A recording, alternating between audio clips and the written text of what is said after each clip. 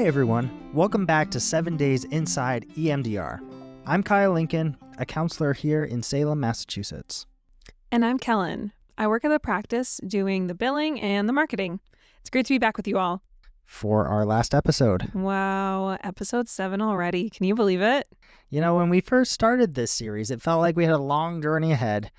And now here we are at the finish line. Yeah, honestly, I didn't think we'd get here so fast. Like, looking back, I remember how EMDR sounded almost intimidating to me at the beginning, not gonna lie. It seemed like the kind of it didn't seem like the kind of therapy I was familiar with. Like talk therapy, just talking through things on a couch, classic. EMDR was new and a little scary. Right. And now? Yeah, well, now, over these episodes, I've kind of realized how powerful it is to identify those memories that hold you back, like the ones you might not even know are shaping your present. I didn't expect that bilateral stimulation especially could help your brain file those memories away and give you more freedom day to day. That's a great reflection. Yeah, and the more we practice like the skills and the skill building, breathing, calm state, light stream, butterfly hug, one of my favorites, the more I felt like EMDR wasn't just theory. It was something I could use even in like the middle of real life. So by episode 7, you've become a convert. You could say that. Well, speaking of final episodes, as a counselor, I think a lot about how to end things well with clients. Endings can be hard, and they can be a celebration, and both are worth naming. Endings give us a chance to look back and notice just how far we've come and anticipate what is still to come. And that's what today's about, ending well. We will sketch a vision for life after EMDR, talk about relapse and repair without shame, and highlight the signals that tell you healing is happening, even when the days aren't easy. Plus, we've got one last key term, containment, how you hold on to things that are still tender so things don't spill over everywhere into the rest of life. And then we'll finish with resource mapping, the skill of resource mapping, putting your supports and skills and routines on paper so you can see them and use them. As I think about it, the whole series was meant to help those flirting with the idea of EMDR and those in the early stages of treatment. So it's unlikely that you're ending your treatment after you listen to today's episode, but perhaps it can give you a sense of hope and vision for what will happen when it comes time for your last session. Everyone has a last session. Right, and similar to ending EMDR therapy, I am hopeful that we're going to be ending well here. So let's begin.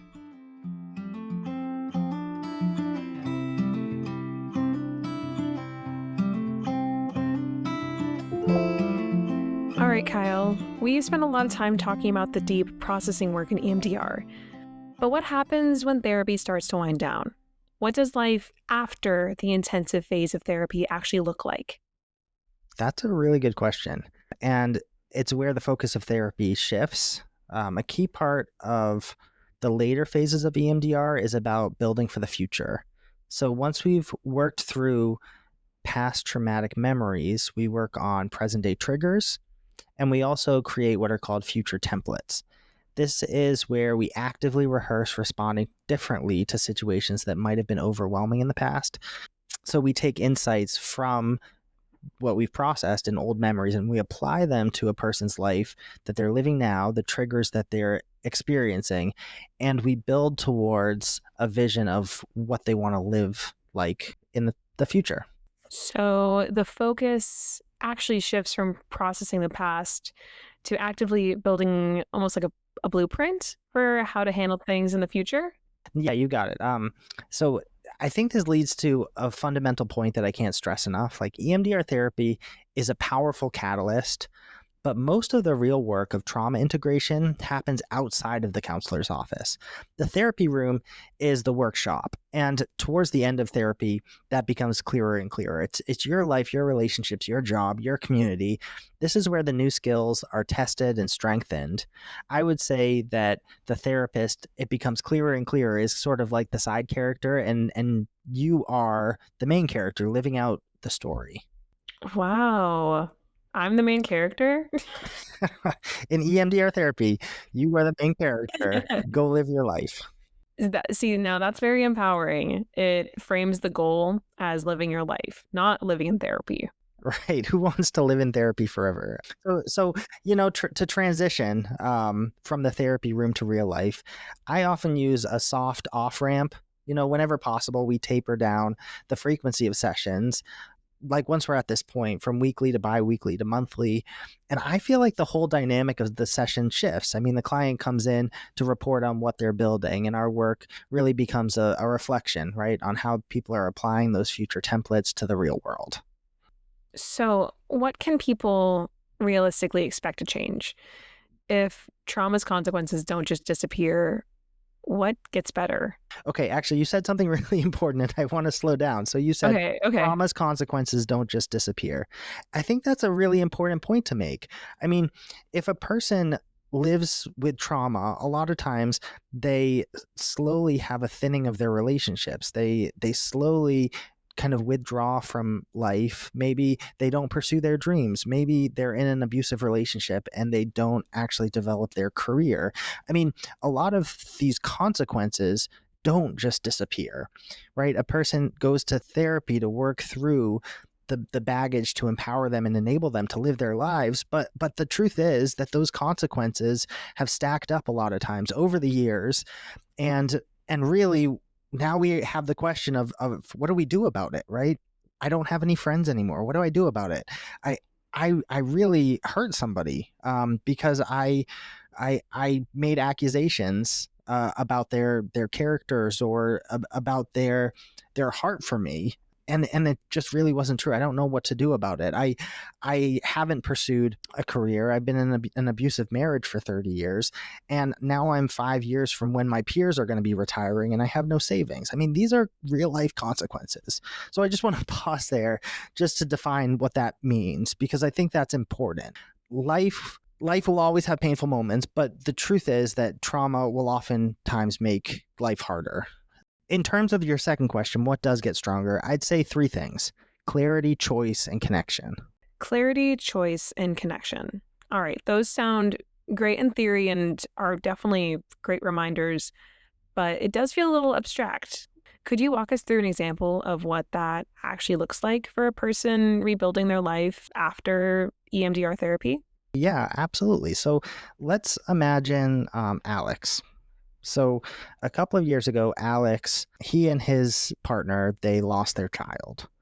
And in fact, I mean, he has gone through years of feeling really triggered by being around people with babies, seeing babies. Every time he sees a baby, it brings about an immense discomfort that he just can't tolerate. And so you ask what has happened to his relationships. I mean, his peer group, the people he went to college with, I mean, they were all getting married. They were all having kids at the same time. They're all so excited. Now they're in one another's lives and they are going to daycare together. Maybe they're doing like babysitting swaps whenever, like, I don't know, there's a friend group gathering. Not only are there a bunch of young children around, but that's basically all young parents know how to talk about, it seems, is their baby and poop and play dates and it's a lot to navigate for anybody that doesn't have kids, but especially somebody like Alex who actually has deep trauma and pain associated with the loss of his child. Okay, so over time, what's happened for Alex is, I mean, he's isolated, he's lonely, he's got triggers. What is clarity in this situation? Clarity is realizing, okay, when I see a child, it's going to be difficult for me.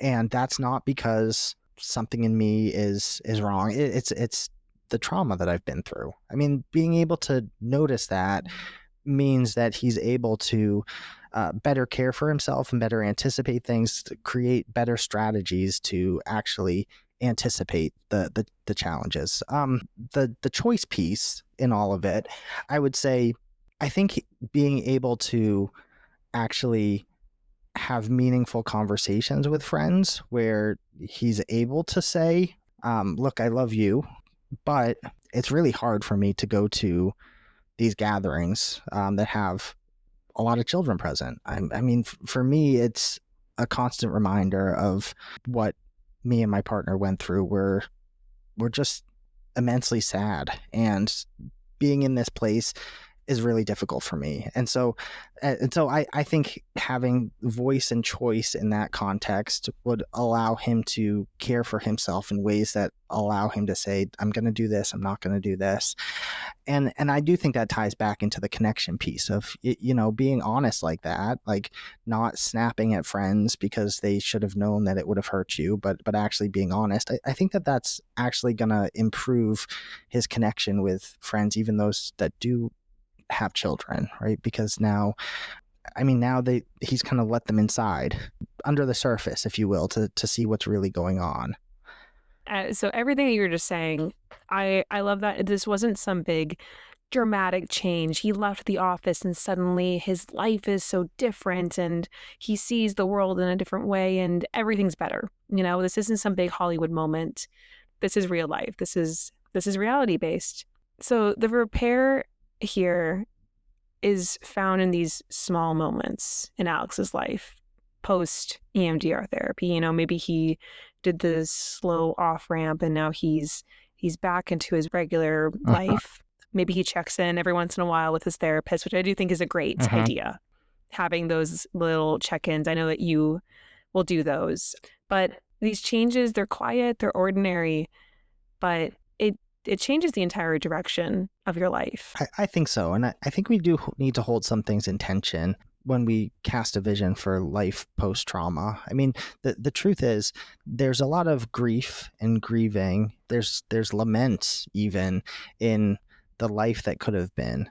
And that never really goes away. In some ways, I think that it can eclipse hope, and perhaps EMDR therapy helps to bring those back into a better balance, but grief is still there.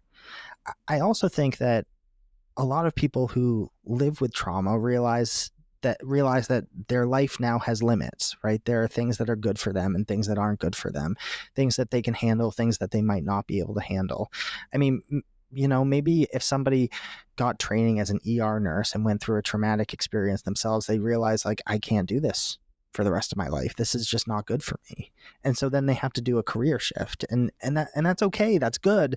That's really good self-care, but it's also recognizing the limits on life. And really anybody who's been through trauma is going to realize that now there's repair that has to happen. They didn't cause the trauma. They didn't, a lot of times, like, people that are in traumatic situations are actually the victims of some circumstance. And in fact, now, because that affected them in certain ways that caused them to withdraw from relationships, that caused them to not be present in critical moments for their family members or their friends, that caused them to snap and misunderstand and make assumptions that weren't totally accurate, because there's hurt there is a need for repair. I mean, all of those things are things that need to be navigated post-treatment, but those don't happen in the counseling office. They happen in real life. And so actually, as we transition, we're going to transition to this idea of containment, because this is something you need while you're going through EMDR therapy, but it's also a piece that you need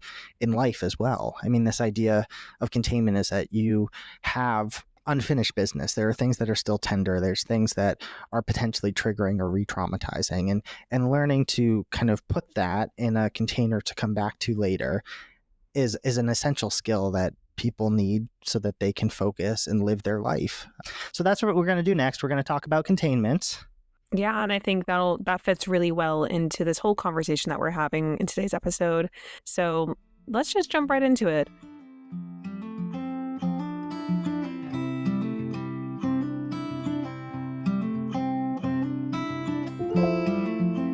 We've made it to our final word, and today's word is containment. If you've been following along, you know we've been setting the table for EMDR reprocessing, and so we need to talk about a foundational skill for managing what happens between sessions. Therapy can stir things up, and it's really important to have a way to handle difficult thoughts and feelings that arise without letting them overwhelm your daily life. And the concept we use for this in EMDR is called containment. Containment. So that's a word that you hear in a lot of different contexts. Can you tell us about what it means when you're talking about therapy and mental health? Yeah, so in this context, containment is the practice of creating an intentional, temporary boundary around distressing thoughts, memories, or emotions. It's the ability to acknowledge something's there and then consciously set it aside for a designated time.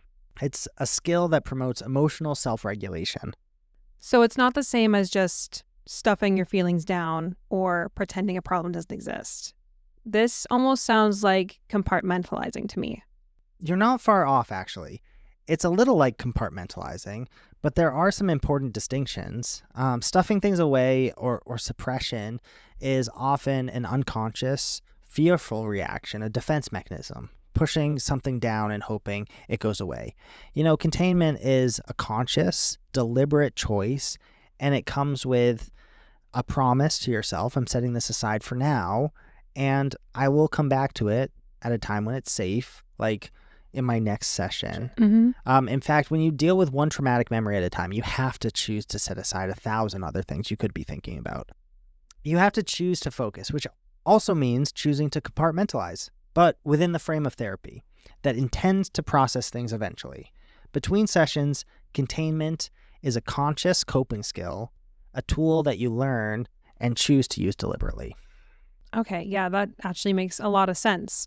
So for someone whose brain feels like it's constantly on with 100 thoughts running all at once, that sounds like learning how to use a pause button in a way. Yeah, it's the ultimate mental pause button. And there are many ways to practice it. And one very common and effective way is through a visualization exercise. This is where people might have heard the word before, a container exercise. Oh, okay, so the container is one example of how to practice the concept of containment. I guess that would make sense. Right. So what does that look like? We guide a person to use their imagination to create a container that, for them, represents strength and security. Something strong enough to hold whatever you put in it. Disturbing or distracting thoughts, feelings, or memories, until you determine you're ready to face them. Some people, they might imagine a high-tech bank vault. Other people might imagine something like a hollowed-out log in a forest. I've heard everything from a simple, sturdy shoebox to a magical bag that can hold anything. The imagery is whatever you want it to be. But what's important here is that it creates the feeling of security for you. I like that. I like that you can really get as creative with it as you want.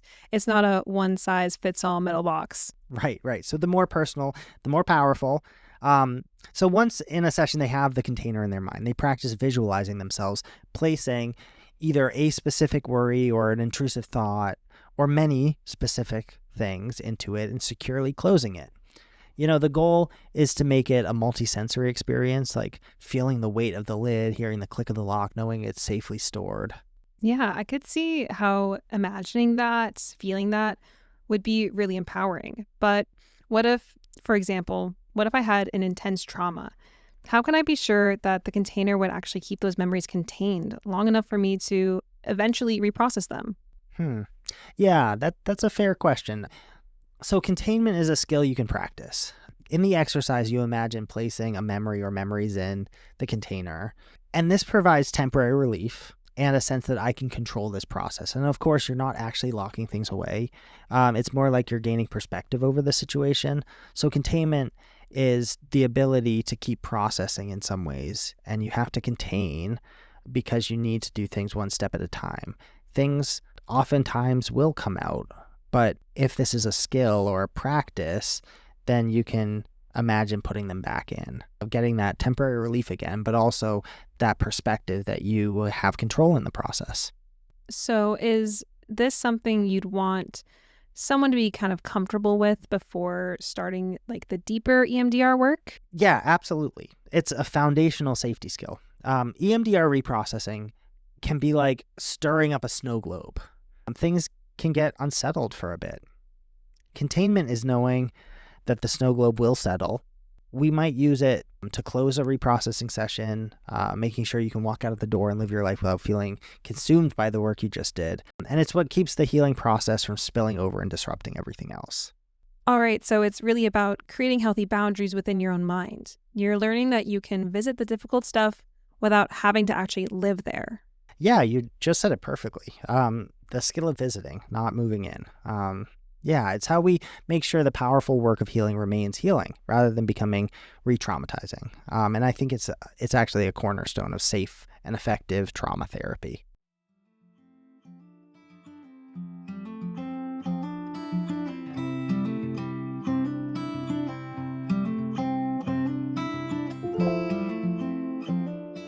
All right. Well, it's kind of wild that we're already at the last skill in the series. But I felt like we've covered so much ground. I agree. Today we're ending a little differently. Instead of introducing one more technique, we're going to step back and reflect on what we've already practiced and talk about where someone could go from here. So we've spent 6 episodes introducing skills from phase 2 of EMDR, the part of the process where we build capacity, safety, and stability before doing any trauma processing. And today we want to help you map what's already working and imagine what else might be useful. So it's one thing to try a bunch of things, like we've been doing all these skills, but it's another to stop and say what actually helped. Yeah, exactly. The goal of resourcing isn't just to practice skills or techniques. It's to develop your own internal system for shifting states, reconnecting with safety, and staying grounded in the present. Each of these 6 skills we've covered was designed to help your nervous system learn something, not just how to calm down, but how to return to calm when life pushes away from it. So we'll walk through those 6. First, we practiced creating a safe, calm state, tuning into a safe or peaceful image, and letting your body feel what it's like to settle. Then we did diaphragmatic breathing, a slow, structured breath that trains your body to shift into the parasympathetic rest and digest state.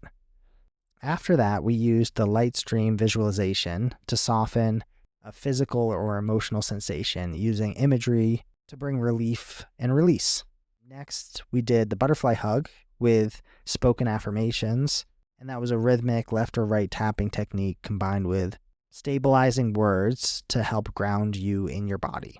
Then we tried the spiral technique, which helped you move through tension by noticing its direction and then gently shifting how it flows. And finally, we explored the breathing shift, a way to pause, notice how you're breathing, and make one small change that brings you back into awareness. It's been surprising how different each one of these felt, even though they're all working towards the same exact goal. Like some of them helped me feel more calm, others helped me feel more present.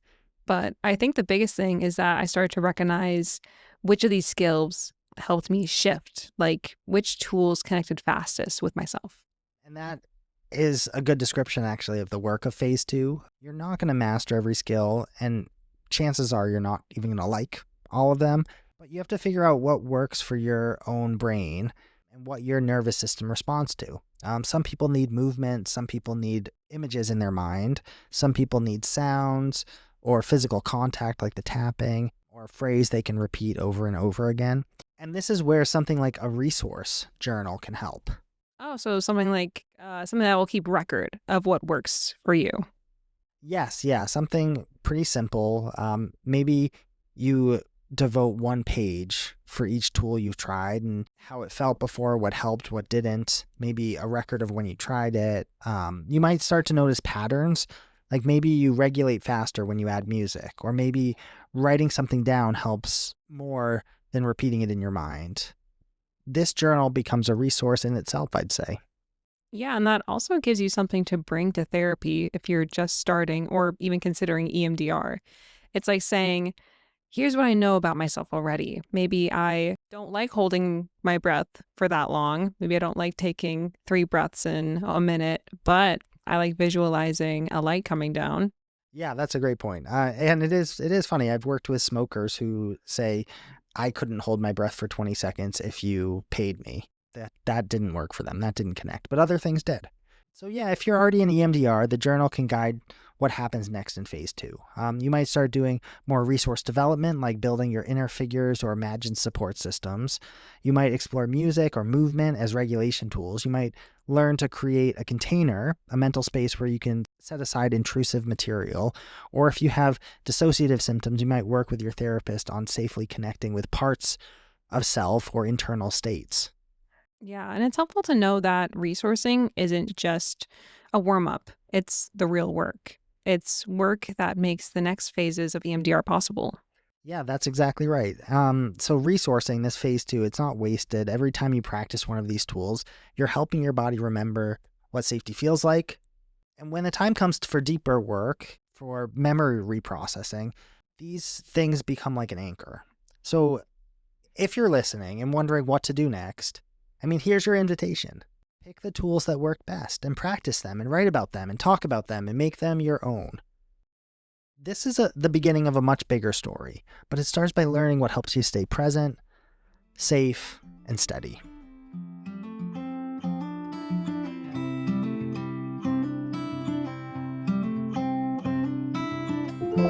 And that feels like a perfect place to land.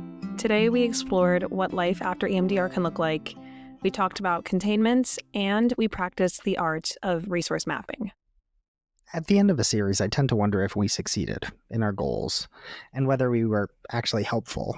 My hope in this series was inspired by two things. Once I went to a conference and I saw a poster on the wall on phase 2, and it was recommending doing phase 2 exercises in a group setting. A podcast kind of takes that to the next level, saying, well, if we can give you resources to try this, this doesn't have to be done in a counseling office at all. It was also inspired by work with my clients in EMDR and wanting to give people a little bit more of a foundation. People 3 months into the work were asking me what acronyms stood for. And there are a lot of acronyms. I know. It's not about them. It's more about EMDR. So, phase 2 in EMDR, it's all about preparation. And I hope that the 6 core skills that we introduced have been helpful at building stability and confidence in the process. So, Kellyn, I know you probably didn't expect another quiz in this series, given that we're right at the end of it. But do you want to try to recall all 6? Oh my goodness. Yeah, I really didn't think this was going to happen. But okay, we did the calm state, diaphragmatic breathing, good, butterfly hug, the light stream technique, the spiral technique. Good. One more. And breathing shift. Did I get them? Nice job. Yeah, you did. You got all of them. And then when you add today's containment skill, you have a pretty good, solid toolkit for this work. Wow. I can't believe I just got that. And I also really loved the 3 markers you offered for spotting change: clarity, choices, and connection. I think those give listeners and anyone who is maybe phasing out of therapy something concrete to keep an eye on in real life. Yeah, for anyone who's early in the EMDR process or just considering it, and you're the one we made this for, I hope you have a clear picture of what ending well can feel like. Remember, EMDR isn't about erasing the past. It's about restoring choice in the present. You're not broken, and change is absolutely possible. Thank you so much to everyone for taking this journey with us. And if you want links to any of the exercises or even a printable resource map, you can find everything at KyleLincolnCounseling.com. Okay, well, that's it for our series. We'll be back in a few months with a new series. Until then, keep practicing. Notice those quiet markers of growth in your own life. And remember, you're not alone in this work. From both of us, thank you so much for listening to 7 Days Inside EMDR. Be well.